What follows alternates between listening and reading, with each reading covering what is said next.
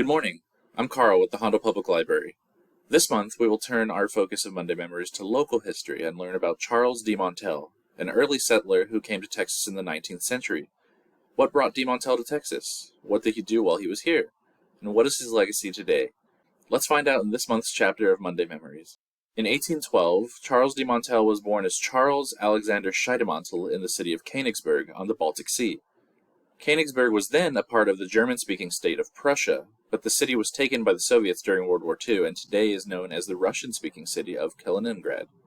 Scheidemantel was educated at the University of Heidelberg in Germany, where he was a member of a student military guard unit. Later, he transferred to the Sorbonne University in Paris. It was there where he probably first gained an interest in Texas, as close economic ties between France and Texas existed thanks to the profitable cotton trade of the South.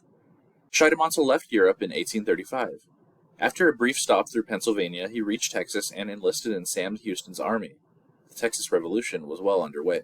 He reached San Jacinto in the aftermath of the decisive battle and was tasked with guarding Santa Anna while the Mexican dictator was a prisoner. General Houston and Scheidemantel became good friends with each other. One day, the general overheard some of the soldiers taunting the young German about his long name and gave him the authority to shorten it. He dropped the first syllable and split the remaining name into two with a French flair, being known thereafter as Charles de Montel. In 1837, he bought property in the state and lived in the city of Palacios, before taking residence at the Lockmar Inn in San Antonio in 1839. There, he met Henry Castro, who convinced him to join his colonization efforts as an aide, guide, and land surveyor. In 1844, it was de Montel who met and guided the original Castro colonists from the port of Galveston to San Antonio, and then west to the future townsite. Charles helped lay out the plan of the settlement and was present at the town's official founding, being granted one of the original lots. In the late 1840s and early 1850s, de Montel was the commander of a unit of Texas Rangers tasked with defending the hilly passes to the northwest, which were often the target of raids from Native Americans. In 1853, he acquired 15,000 acres of land in the hill country in partnership with John Hunter Herndon and John James. Together, James and de Montel surveyed and plotted a town site, constructing a commissary, sawmill, and cabins, and helped to bring in Polish settlers from the region of Silesia. This settlement grew into the town of Bandera, Texas.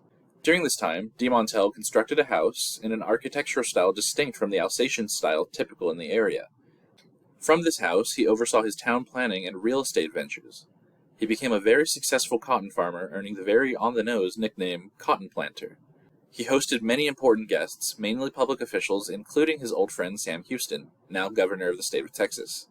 However, like many other friendships and relationships, the looming conflict over slavery would tear apart the friendship that existed between these two men. When Texas voted to secede from the Union, de Montel was chosen to attend as the representative of Medina County.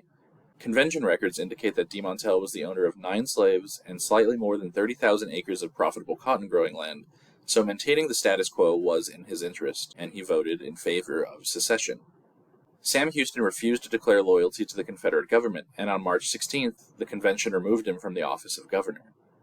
In a letter from 1861, de Montel declares triumphantly that our stubborn governor Sam Houston was decapitated, and that Texas has seceded from the U.S. and annexed herself to the Confederated States, in spite of old Sam Houston. After the war's end, de Montel consolidated his real estate and logging businesses as the Charles de Montel Company.